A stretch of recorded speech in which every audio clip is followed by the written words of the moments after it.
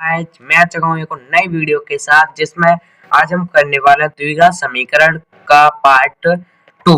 ठीक है, ये है क्लास 10th का टॉपिक। मैंने इसका पार्ट 1 डाल रखा है जिसमें मैंने जो सरल सरल क्वेश्चन थे मैंने उनको बताया था और कुछ एग्जाम्पल भी दिए थे ताकि आपको अच्छे से समझ आ जाए। अब हम आ चुका है पार्ट 2 पर जिसमें हम थोड़े बड़े लेवल के क्वेश्चन करने वाले हैं जो कि क्लास 10th के बोर्ड एग्जाम में हमेशा पूछे ही जाते हैं। इस प्रकार के प्रश्न द्विघात समीकरण के मूल ज्ञात करने वाले प्रश्न हर बोर्ड एग्जाम में पूछे जाते हैं क्लास 10th में। ठीक है, आइए देखते हैं। अब हम इनको भी सॉल्व कर लेते हैं। मैंने पार्ट 1 में बताया था कि हमें सबसे पहले क्या करना होता है, इसमें हमें करना होता है मूल ज्ञात करने। हमें द्विघात समीकरण के मूल ज्ञात करने। मूल क्या होता है कि x का वह मान जो हम x में रखें तो हमारा जो आंसर है वो 0 आ जाए। ठीक है, अब देखिए हमें सबसे पहले क्या करना होता है कि जो लास्ट वाली संख्या होती है उसको पहले वाली संख्या से इंटू करते हैं। जो पहले वाली संख्या का जो नंबर होता है, पहली वाली संख्या का जो मतलब जो एक्स स्क्वायर के आगे संख्या होती है उसका गुणा करते हैं हम लास्ट वाली संख्या से। जैसे 100 का इंटू करेंगे 1 से। ठीक है, हमें ये करना ही होता है तो इसका आंसर क्या आएगा 100। अब हमें क्या करना होता है कि अब हम इसके फैक्टर बनाएंगे तो इसके फैक्टर क्या बनाएंगे 2 इंटू 2 इंटू 5 इंटू 5, यही इसके फैक्टर बनाएंगे। तो हमें क्या करना होता है कि इसके फैक्टर में से हमें ये पता करना होता है कि जब हम ऐड करें या माइनस करें तो हमारा जो है 20 आना चाहिए। ठीक है, हम ऐड या माइनस करें ये कैसे पता लगाना है कि जो साइन यहाँ पर होगा, जो साइन यहाँ पर होगा उसी से हम पता लगा सकते हैं। यदि यहाँ माइनस होगा तो हमें माइनस करके लेके आना है 20, यदि प्लस होगा तो प्लस करके 20 लेकर आना है। तो इसके हमें क्या बन सकते हैं, देखिए 5 5 जा 25, 25 माइनस 4 तो ये क्या हो जाएगा 21। लेकिन ये माइनस भी हो रहा है, मैंने कहा कि जो साइन यहाँ पे होगा वही हमें लेके आना है। ठीक है, तो यहाँ पे प्लस का साइन है तो अब देखिए 5 2 जा कितना होता है 10 एंड 5 जो कितना होता है 10। 10 प्लस 10 कितना होता है हमारा 20 होता है और जब हम 10 का इंटू 10 में करेंगे तो कितना आएगा 100। तो यानी कि हमारे राइट फैक्टर क्या हो जाएंगे 10 प्लस 10। तो हमें यहाँ क्या लिखना है एक्स स्क्वायर माइनस का 10 प्लस 10 एक्स प्लस का 1 इक्वल टू 0, ये आ जाएगा हमारे पास। ठीक है, अब देखिए अब हमें क्या करना होता है कि 100 एक्स स्क्वायर का एक्स स्क्वायर ही रहेगा लेकिन इसका इंटू करेंगे इसमें कोष्टक में एंड एक्स का भी करेंगे तो माइनस का 10x हो जाएगा, यहाँ हो जाएगा माइनस का 10x प्लस का। और अब हमें क्या करना होता है कि अब हमें लेना होता है इसमें से कॉमन। ठीक है, इन दो में से कॉमन लेना होता है एंड इन दो में से कॉमन लेना होता है। ठीक है, अब देखिए इसमें हमें क्या कॉमन मिल जाएगा कि इसमें हमें कॉमन मिल जाएगा 10x। ठीक है, 10x इसके अंदर भी मौजूद है, 10x ये भी है तो हम यहाँ से 10x कॉमन ले लेंगे। तो यहाँ पे क्या बचेगा 10x बचेगा और यहाँ पे क्या बचेगा 1 बचेगा। ठीक है, उम्मीद है आप समझ रहे होंगे और पार्ट 1 अवश्य देख लीजिए जिससे आपको अच्छे से और समझ आ जाएगा। ठीक है, अब देखिए इससे हमें जो मैंने बताया था कि जो हमारा यहाँ पर आएगा, जो ये वाला कोष्टक आएगा वही यहाँ पे कोष्टक आना चाहिए। ठीक है, तभी हमारा जो आंसर है वो राइट आएगा। ठीक है, यदि हमारा ये कोष्टक का आंसर ये और ये मैच कर रहे हैं तो यानी कि हमारा जो आंसर है वो सही आएगा। अब हमें देखिए अब हम इनमें से इन दोनों डिजिट में से क्या कॉमन लें कि जो हमारा 10x माइनस 1 आ जाए। यदि हम यहाँ से माइनस का 1 कॉमन ले लें तो 10x माइनस 1 हमारे पास आ जाएगा। ठीक है, तो हमने माइनस का 1 ले लिया। अब देखिए अब हमें क्या करना है। ठीक है, अब देखिए अब हम क्या करते हैं कि जो ये दोनों होते हैं वो सेम आनी चाहिए, इन दोनों को अलग ले लेते हैं हम।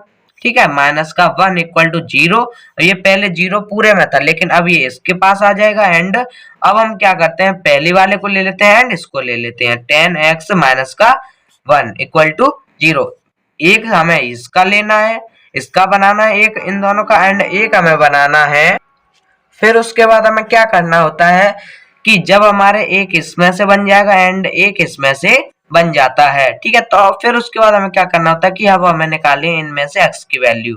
ठीक है, ये अलग अलग भी आ सकते हैं, ऐसा नहीं है कि ये सेम भी आएंगे लेकिन अलग अलग भी आ सकते हैं। तो अब हमें x की वैल्यू निकालनी है तो ये 1 है ये उधर चला जाएगा तो हमारे पास क्या हो जाएगा इक्वल टू 1। ठीक है, एंड यहाँ पर भी हो जाएगा 10x इक्वल टू 1। ठीक है, अब उसके बाद हमें क्या करना है x की वैल्यू निकालनी है तो x बराबर क्या हो जाएगा 1/10 एंड यहाँ पर भी हो जाएगा x बराबर 1/10। एंड इससे हमें पे क्या पता चलता है कि यदि हम इस समीकरण में x का मान 1/10 रखेंगे तो हमारा 0 आंसर आ जाएगा। यदि हमारा रखने पर आंसर 0 आता है तो यानी कि जो हमारा समीकरण के जो मूल निकल कर आए हैं वो सही है। ठीक है, अब चलता है नेक्स्ट क्वेश्चन पर। अब हम करेंगे रूट वाले क्वेश्चन। अब देखिए मैंने ये ले लिया सेकंड क्वेश्चन जो कि हमारा रूट वाला, जो कि है √2x² प्लस का 7x प्लस का 5 √2 इक्वल टू 0। ये क्लास 10th की एनसीईआरटी बुक के भी क्वेश्चन है जिन्हें मैं आपको बता रहा हूँ। ठीक है, ये बोर्ड एग्जाम में अवश्य पूछे जाते हैं। 2 या 3 नंबर का आपको क्वेश्चन हर एग्जाम में मिलेगा ही मिलेगा। तो देखिए इसको कैसे हल करना है। इनमें छात्र कंफ्यूज रहते हैं कि इसको कैसे हल करना है। ये होते हैं बहुत ज्यादा ही इजी। ठीक है, देखिए हमें क्या करना होता है, मैंने आपको बताया कि जो लास्ट वाली संख्या होती है उसको x² के आगे जो संख्या होती है उससे इंटू करते हैं। तो 5 √2 का जब हम इंटू करेंगे √2 से तो √2 2 जाएगा, तो एंड 5 2 जा कितना होता है 10। तो इसका आंसर क्या आएगा हमारे पास 10 आएगा। ठीक है, अब हमें क्या करना है कि मैंने बताया जो आंसर आए उसके हमें सबसे पहले फैक्टर करने होते हैं। ये हमारे पास फैक्टर आ गए। अब हमें क्या करना होता है कि हम जोड़ के या फिर घटा के इन फैक्टरों में से हमको ये बीच वाली संख्या लेके आनी होती है। तो इसको ही फैक्टर कर लेते हैं। √2x² प्लस का फैक्टर क्या बन जाएंगे हमारे पास, यदि हम देखें कि 2 + 5 और 2 7 होता है और 5 2 10 होता है, और यहाँ पे हमें प्लस का साइन भी दिख रहा है। यदि हम माइनस होता तो हम माइनस के लेके आते, लेकिन यहाँ प्लस का है तो हम प्लस से ही लेकर आएंगे। ये आपको याद रखना है। ठीक है, तो यहाँ पे क्या ले लेंगे हम 2 + 5 एंड x प्लस का 5 √2 इक्वल टू 0। ये आ गया हमारे पास। एंड उसके बाद हमें क्या करना है, इंटू कर देना है, सिंपल। ठीक है, एंड उसके बाद 2x प्लस का 5x। ऐसा नहीं है कि इनके रूट वाले क्वेश्चनों को देख के घबरा जाते हैं, तो ऐसा कुछ नहीं है, वो भी सिंपल होते हैं, लेकिन सिर्फ हमें करने का तरीका आना चाहिए। ठीक है, अब देखिए अब हमें क्या मिल रहा है कि √2x² और 2x एंड ये होते हैं, ये दोनों होते हैं एंड ये दोनों होते हैं। ठीक है, अब हमें इन दोनों में से देखना है कि हमें क्या कॉमन मिल रहा है। जो ये 2 है इसके अंदर हमें दिख रहा है कि √2 × √2, इसे हम ऐसे भी लिख सकते हैं। और इसे देखिए √2x², तो इसमें हमें क्या मिल जाएगा कि √2x ले सकते हैं हम। हमें कॉमन क्या मिल रहा है, √2x। ठीक है, तो यहाँ पे क्या बच जाएगा x एंड यहाँ पे क्या बच जाएगा √2, क्योंकि जब हम √2x, जो हमारा ये √2x है वो हमने ले लिया है, लेकिन हमारे पास सिर्फ क्या बचा √2, तो ये आ गया √2। अब मैंने क्या बताया था कि जो पहला वाला कोष्ठक में आएगा वही दूसरे वाले कोष्ठक में आना चाहिए, तभी हमारा जो आंसर है वो सही आएगा। ठीक है, अब हमें इसमें से देखना है कि हम क्या कॉमन लें कि हमारा जो x प्लस √2 आ जाए। तो हमें दिख रहा है कि यदि हम प्लस का 5 कॉमन ले लेंगे तो हमारा x प्लस √2 आ जाएगा। ठीक है, 5 कॉमन लेंगे तो 5 से x बच जाएगा एंड यहाँ से कॉमन लेंगे तो √2 बच जाएगा।